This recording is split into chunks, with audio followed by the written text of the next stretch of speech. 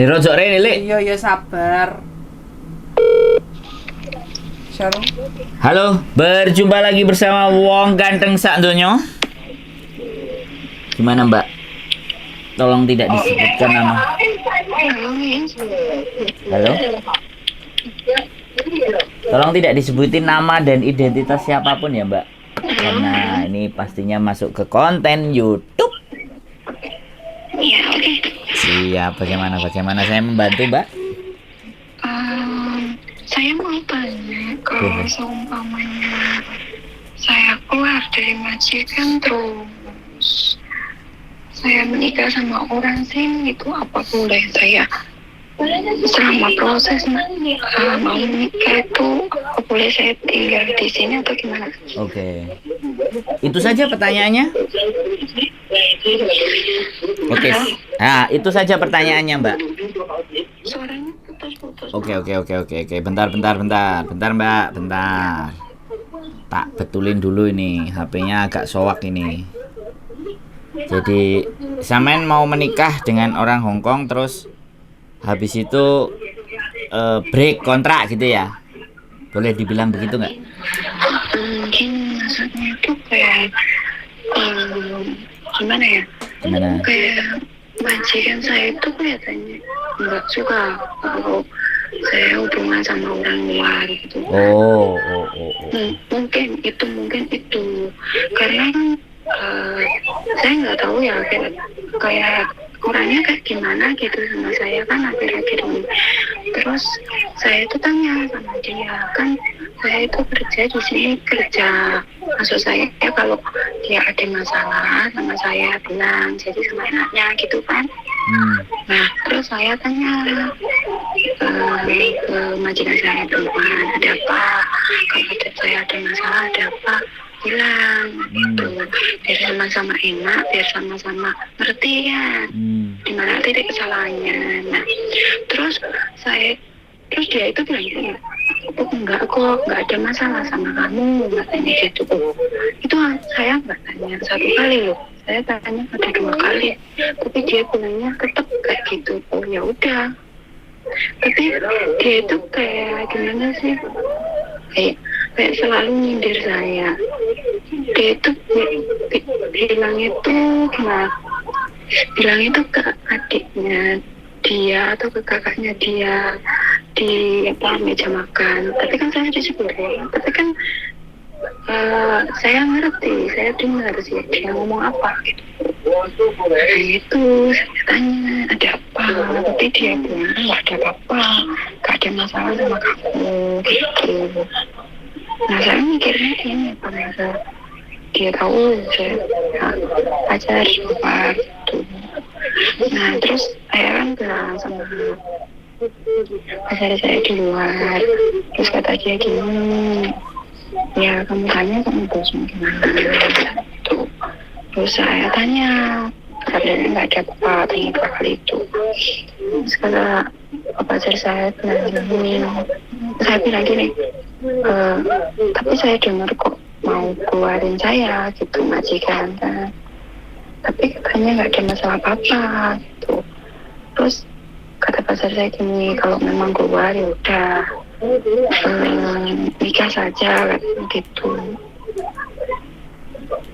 Terus masalahnya gini, kalau saya keluar terus sama dia nikah kan itu butuh proses kan, maksudnya itu proses, maksudnya sewaktu kalau saya seumpama dikeluarin terus dia langsung gimana mau proses nikah sama saya gitu, apa bisa saya nunggu sebentar sama proses nikah itu gitu maksudnya. Oke. Giliran saya ngomong ya, boleh? Iya, oke. Saya sudah cukup memahami dari masalahnya sampean. Masalah yang pertama adalah berarti sampean memang ada hubungan serius dengan orang Hong Kong. Oke? Iya. Oke, 1. Terus yang kedua, ini permasalahannya kalau saya telaah ada 3 persoalan. Yang persoalan berikutnya adalah sampean merasa majikan sampean mengetahui hubungan sampean dan membuat suasana menjadi tidak lebih nyaman. Nah, gitu kan? Oke. Iya, iya, benar. Oke, jadi persoalan pertama adalah sampean gede rasa, Mbak. Jadi GR. Jadi sebaiknya ya. Kalau sampean memang menjalin hubungan, sampean tetaplah menjalin hubungan boleh, ya. Tetap pekerjaan sampean, tanggung jawab sampean. Cuman kita jangan terlalu berperasa. Selama dia tidak bilang bahwa le ciao, le cap ye, itu artinya sampean masih dipertahankan di situ. Jadi sampean nggak perlu khawatir. Satu itu ya, satu. Aku bilang, ya, jadi sampean nggak perlu perasa banget. Orang Hongkong itu kalau sampean pakai rasa, sampean rasakan banget, remuk sampean. Jadi ya benar sih Kak. makanya Saya kan tanya, saya tanya gitu kan, maksud saya baik apa saya ada masalah, biar sama-sama ngerti, biar sama-sama bisa jelasin, lurusin gitu loh. sudah, nggak usah ditanyakan berikutnya lagi. Sudah 2 kali 3 kali sampean tanya, sudah selesai. Anggap bahwa sampean tidak ada masalah dengan mereka. Kalau ada masalah sama mereka, biarkanlah mereka yang mengutarakan, ya. Jadi sampean nggak usah. Sekarang tujuannya adalah sampean bekerja, melakukan kerjaan aktivitas sampean sehari-hari, dan tidak ada masalah, kau timsai, selesai, ya. Nggak usah pikirin gede rosonya, sudah. Nah, itu menjawab pertanyaan sampean dengan majikan. Yang penting sampean tidak punya salah, sampean baik-baik bekerja, itu sudah nggak usah dipikirin. Majikan mau ngomong apa, kalau orang Jawa bilang moto pijak kuping budek, oke? Jadi itu cukup. Nah, sekarang kita atur strategi berikutnya, yang kedua. Nah, karena sampean sudah menjalani hubungan dengan orang Hongkong, make sure, pastikan bahwa sampean akan menikah dengan dia. Nah, gunakan itu. Terlepas sampean sekarang sama majikan, pastikan tantang dia. Kapan mau, kalau memang mau menikah, ayo, ya. Jadi biarkan sampean tetap bekerja. Kalau dia memang mau menikah, berani, gas, ayo menikah. Tapi kalau memang dia maju mundur, tunggu setahun, 2 tahun, 3 tahun, itu kembali ke sampean. Jadi gini, dia itu katanya tadi kan maunya tadi itu mau lihat ke pihak apa pernikahan sini. Itu syaratnya apa aja, kata dia gitu kan. Tapi dilihat dia itu hari Minggu katanya tutup. Iya, jelas.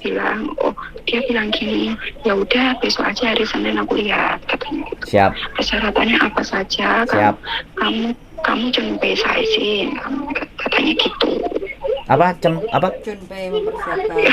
Oh. Katanya gini, Prepare. menyiapkan semuanya. Oke, siap. Oke, saya belum selesai Mbak ngomongnya, ya. Oke. Ya. Jadi kalau dia karena kalau saya nggak selesai, saya terus dengerin sampean ketumpuk lagi, sampean nggak ketemu solusinya. Jadi sampean nggak punya pandangan, nggak punya gambaran seharusnya berbuat apa. Karena tujuan sampean telepon kan mau ngobrolin itu kan. Bagaimana nih ke depannya kan. Nah, oke. Jadi kalau memang dia sudah mempersiapkan nikah, itu keren, itu bagus, ya. Jadi saya cuman berpikir, kalau sampean mau menikah dengan dia, sampean menikah dan posisi sampean masih bekerja, itu jauh lebih bagus, ya. Tapi kalau semisal posisi sampean laki-lakinya itu kepingin lebih dekat dengan sampean dan tidak bekerja, bisa nggak dia tanda tangan? Nah, itu boleh. Sementara waktu sebenarnya kalau sambil ngurusin nikah, kalau sampean ditandatanganin sama dia, terus tinggal sama dia, itu nggak ada masalah. Sambil prepare urusan nikah.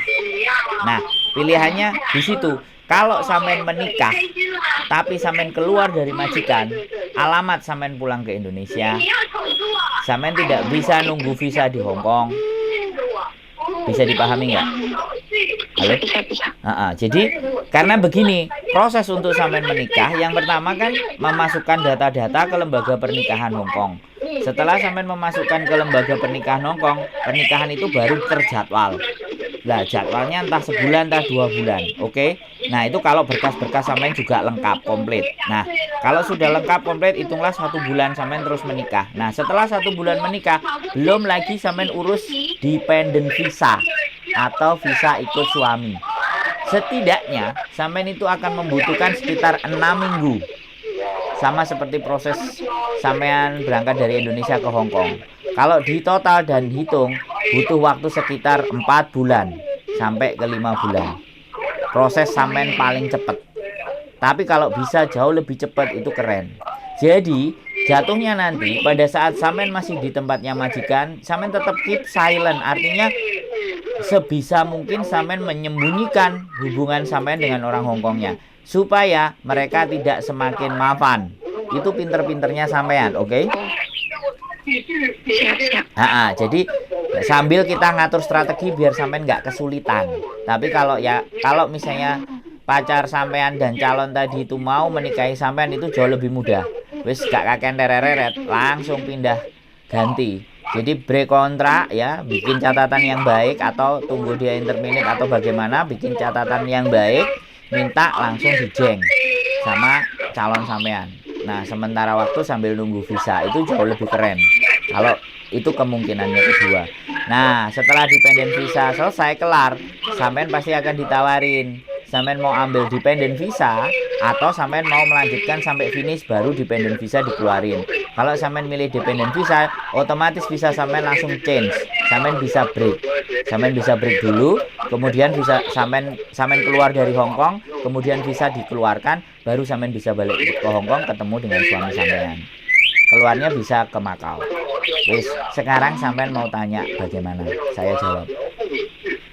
Oh, cuma tanya itu Kak. Jadi sekarang aku udah ngerti solusinya gimana. Siap. Saya harus gimana gitu udah paham. Siap. Kalau nggak gitu kan saya juga nggak paham juga. Iya, bagus. Jadi sekali lagi ya kan, ada kesempatan, tidak semua orang bisa dapat kesempatan seperti ini, Mbak. Makanya pastikan benar-benar itu pasangannya sampean. Karena potensi dan saya juga bilang ya, untuk menjadi istrinya orang Hong Kong itu tetap akan ada dua kemungkinan ya. Harapan semua orang hidup menikah itu bahagia. Tapi kalau ataupun tidak, sampean jangan sembrono. Gitu ya. Dan jangan putus asa. Masih banyak kesempatan, artinya untuk bagaimana dan seperti apa bisa survive di sini. Itu akan kita bahas di episode berikutnya karena sampean belum. Nanti kalau sampean sudah sampai ke titik itu, sampean boleh telepon saya lagi. Kita bisa bahas lagi. Begitu ceritanya. Ada lagi yang kira-kira butuh kita diskusikan hari ini? Cukup? Gini Kak. Boleh. Tapi gini, maaf ya. Tapi saat saya proses nikah sambil kerja sama keep seven sama majikan, tapi kan itu nanti ketemu orang itu nikahnya itu, maksudnya kita perlu tanda tangan apa gitu kan. Saya liburnya setiap hari Minggu dan nggak bisa hari lain Ya. kan, hari Minggu juga tutup. Ya. Itu yang saya pikir. Jadi gini Mbak, itu pandai-pandainya sampean dalam artian kan ada kalender merah tuh, ya kan? Sampean tanggal merah juga bukan, sampean bisa pindah atau ganti hari, bisa dipahami nggak? Atau segala sesuatu yang urus suami sampean, tapi begitu hari pernikahannya sampean hitung, sampean atur sedemikian rupa, karena menikah di hari Minggu juga bisa, oke? Bisa. Kalau menikahnya bisa, tapi kalau ngurus administrasinya memang harus hari kerja. Oke? Nanti suami sampean yang biar maju ke lembaga nikah dan menanyakan, kalau pasangan saya nggak hadir, kira-kira saya bawa dokumen aslinya bisa diterima nggak? Karena dia kerja di tempat majikan. Kalau memang bisa, oke. Kalau memang nggak bisa, atur strategi berikutnya. Oke? Jadi jangan merasa bahwa nggak bisa bergerak kiri kanan atas bawah. Ya pinter-pinternya kita dong, kan gitu toh Mbak. Iya. Oke. Ada lagi yang kira-kira masih mengganjal di hati dan pikiran sampean? Udah cukup Kak, Cukup. Itu saja udah makasih banget. Oke. Jadi kalau misalnya mau menikah butuh saksi, kabari saya ya. Kan saya juga senang menjadi saksinya orang-orang berbahagia. Oke? Karena beberapa sudah sampai 6 orang saya menjadi saksi. Mudah-mudahan saya menjadi orang yang ke-7. Ini masih ngantri 3 lagi. masih ngurusi berkas-berkas. Oke? Oh gitu. Siap. Oke guys. Oke. Makasih ya. Oke, yuk, bye bye. Bye bye. Bagaimana bujuku? Ayo wes. Mbok, piye, Mbok? Congratulations aja. Piye, Mbok? Apa? Piye? Ya, semoga menjadi kenyataan. Iya. Piye? Congratulations. Siap. Siap. Udah tok, cukup? Ketemu jodoh di Hongkong, alhamdulillah. Boh, iki gak krungu. Krungu. Suaraku lek empuk koyo telo godhog. Kalau meduk kok ngombe kopi dhewe wae. Iya dong. Congratulations aja ya untuk mbaknya menjadi calon warga negara Hongkong, bukan calon sipil.